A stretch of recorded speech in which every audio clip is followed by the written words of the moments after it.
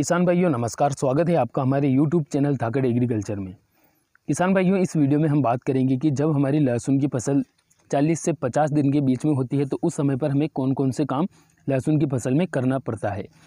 बहुत सारे किसान भाइयों के कमेंट हमें मिलते हैं जिनमें किसान भाइयों के सवाल रहते हैं कि 40 दिन बाद में हम लहसुन में कौन सा खाद डालें, 50 दिन के बाद में लहसुन में कौन सा खाद डालें।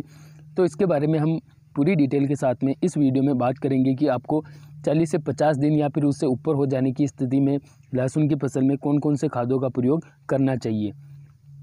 किसान भाइयों, वीडियो शुरू करें उससे पहले अगर आप हमारे चैनल पर पहली बार आए हैं तो सबसे पहले चैनल को नीचे जो आपको लाल अक्षरों में सब्सक्राइब बटन दिख रहा है उस पर क्लिक करके चैनल को सब्सक्राइब करें ताकि हमारा हौसला भी बढ़ सके और हम आप लोगों के लिए नई नई जानकारियाँ लाते रहें। किसान भाइयों, अब वीडियो को बिना देरी के शुरू करते हैं। चलिए बात करते हैं कि लहसुन की फसल में हमें कौन से खादों का इस्तेमाल करना चाहिए।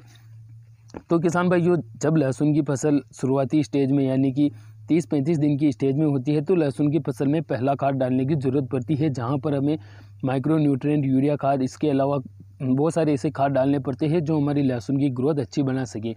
इनके बारे में भी हमने पहले वीडियो बना रखे हैं। अगर आपने पहला खाद अभी तक अगर आपकी लहसुन की फसल में नहीं डाला है तो वो वीडियो भी आप हमारे चैनल पर जाकर देख सकते हैं। अब बात आती है कि जब लहसुन की फसल 40 से 45 दिन या फिर 50 दिन के बीच में हो जाती है तो उस समय पर लहसुन की फसल में हमें कौन से खादों का इस्तेमाल करना चाहिए। तो देखिए किसान भाइयों, जब लहसुन की फसल 40 दिन के ऊपर हो जाती है तो लहसुन की दूसरी स्टेज चालू हो जाती है और लहसुन की फसल में दूसरा खाद डालने की ज़रूरत पड़ती है।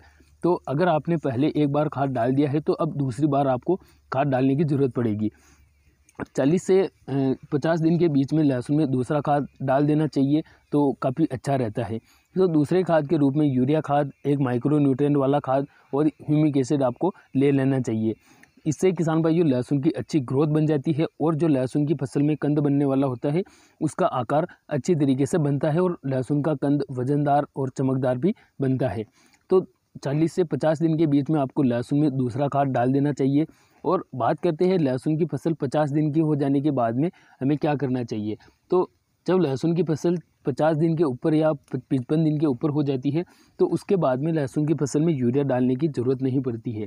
मतलब कि यूरिया आपको बिल्कुल भी बाद में नहीं डालना पड़ता है, क्योंकि अगर फिर आप बाद में यूरिया खाद का प्रयोग करते हैं तो उससे लहसुन की जो है ज़मीन से ऊपर वाली ग्रोथ बढ़ने लग जाती है।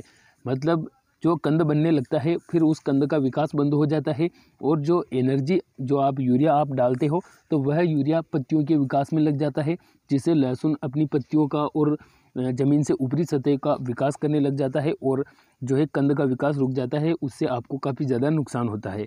तो 55 दिन के बाद में लहसुन की फसल में यूरिया खाद का प्रयोग नहीं करना चाहिए।